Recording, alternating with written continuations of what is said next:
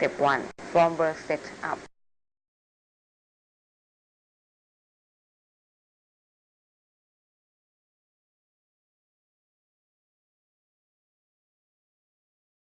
Step 2. Placing of bottom reinforcement. Step 3. Fixing of bar chair for post-tension tendon.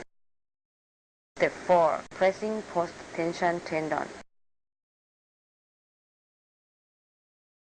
Step 5. Fixing anchorage bolstering reinforcement. Step 6. Placing of top reinforcement. Step 7. Placing anchorage pocket former and grout vent.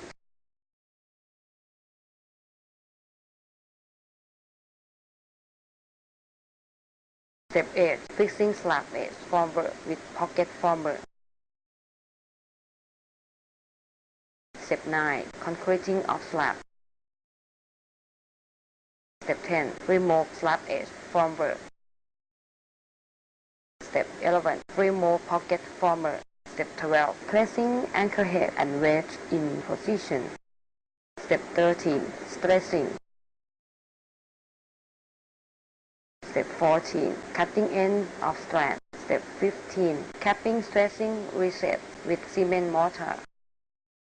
Step 16. Grouting.